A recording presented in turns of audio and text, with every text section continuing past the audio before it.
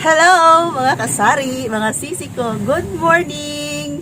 Ayan, bagong ligo si Ate Rose ninyo. Ngayon ay schedule ko na naman na mag-duty dito sa aming sari-sari store. Time check is 12 noon na.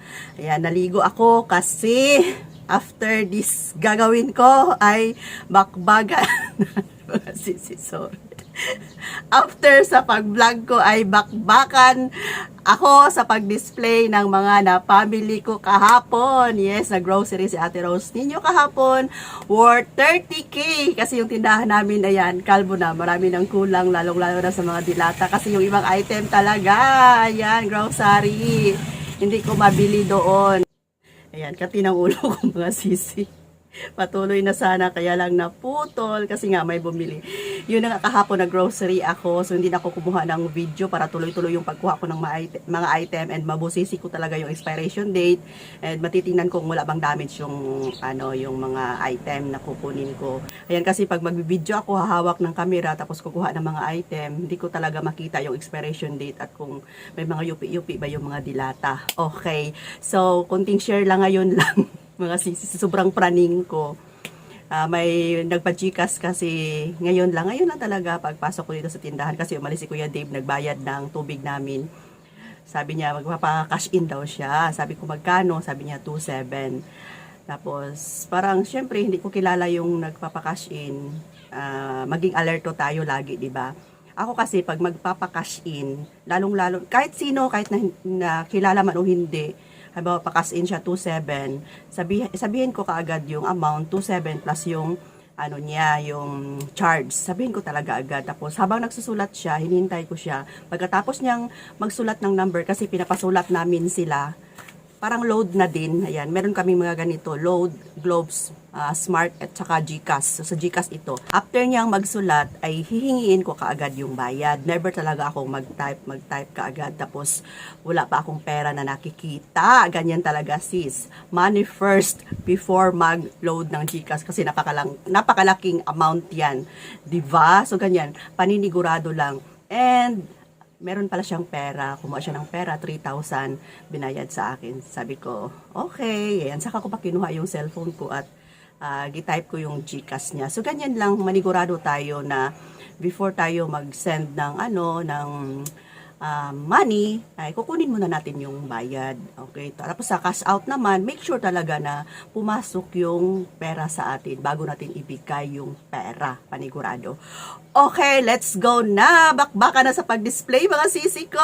Yehey! Okay mga sisi, kaninang umaga, nauna nang may display ni Kuya Dave yung mga chichirya talaga dito sa harapan. Ito yung inuunan niya kasi nga kalbo tingnan, pangit na masyado yung harapan ng ating tindahan. Kaya tingnan nyo naman na mumulaklak na ulit yung ating harapan. Ayan, ito yung harapan ng ating tindahan. Kita agad yung mga chichirya. Ayan, daming chichirya, punong-puno na yan mga sisi ko. Alam nyo naman ngayon na yung iba ay wala nang pasok. Marami na mga kabataan dito sa lugar natin, di ba?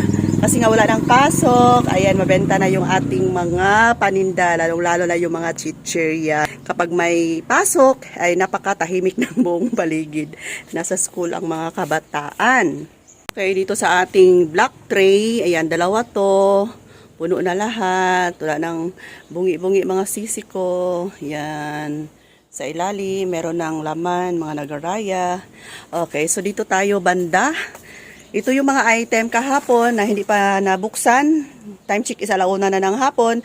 So magbubukas tayo ngayon at pipiliin ko yung mga item na first kong i-display doon sa harapan. Kasi nga kalbo na rin doon sa harapan. So ito lahat, mga sisok ko is worth 30,000 pesos. Okay. Ayan, okay mga sisi, ito na-open ko na lahat and pipili tayo ng mga item na nating i-display sa harapan. So ito yung mga sugar. Ayan, sugar na white and mga dilata ito dito. So kumuha tayo ng maraming maling kasi mabenta ito. Benta ko na lang ito ng 140 pesos ang maling. So ito lahat, napakabigat nito mga sisi ko. Ayan, ito yung mga dilata. Tapos ito dito tayo kukuha ng una nating i-display. Kuha tayo ng ganito. Parang 5 pesos yata yung isa nito. Ayan, kuha tayo nito mga sisi ko. So dalawa yung binili ni Ate Rose ninyo. Ayan, kasi na-miss ko na magbenta ng mga ganito. Hirap kasi kapag minsan lang tayong nakakalabas. And, ayan, ito pa. Iba kasi pag tayo mismo yung aalis, punta ng grocery, makakapili tayo ng mga ganitong mga item.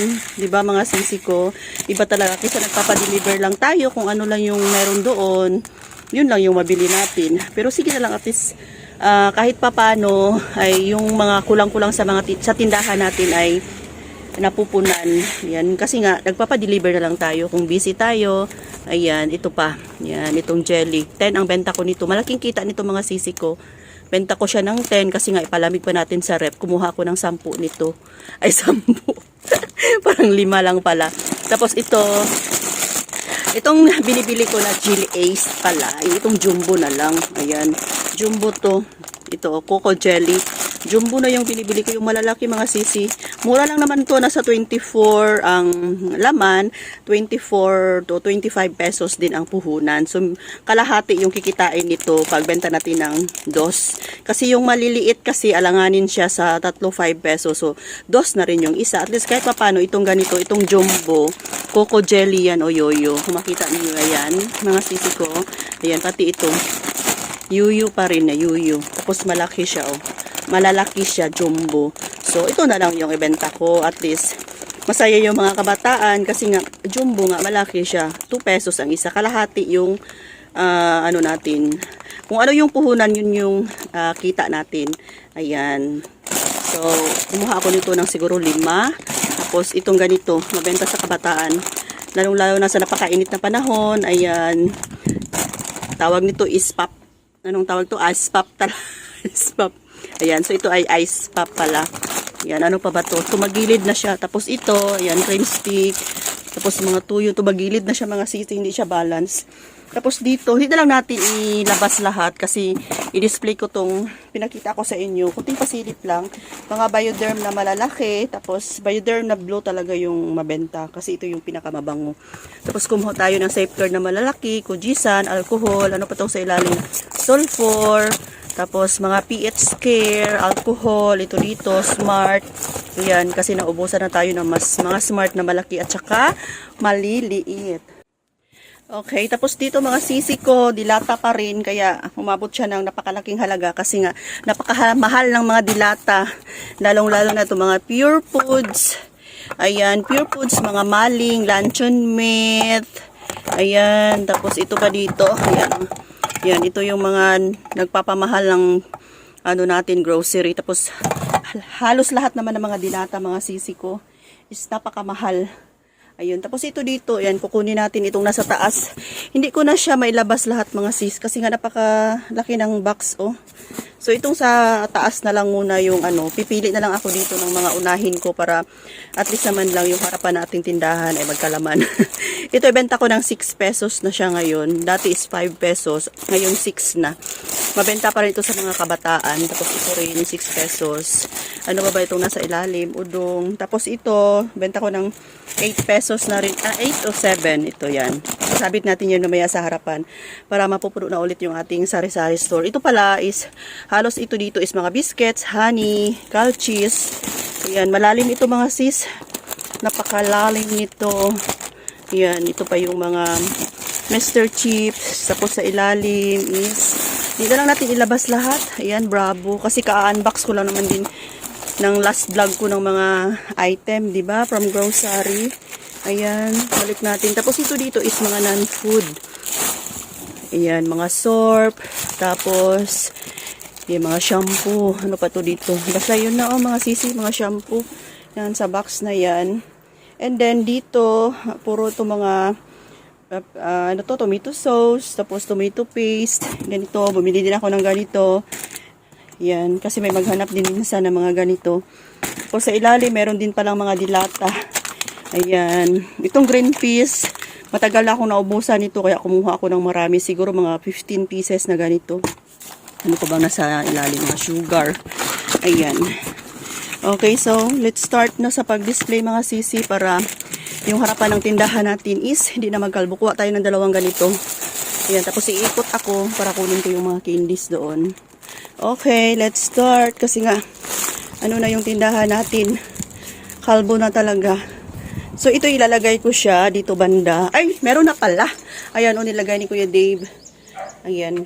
So, So, yung iba pala dito sa harapan, na-display na ni Kuya Dave, like mga Kanto Boys. Ito kasi dito is super kalbo na. Yung mga dingdong, ubos na lahat. Pillows, ayan, super crunch, wala na lahat. Tapos ito dito, hi ho and happy. Benta natin ng 3-5 piso na siya.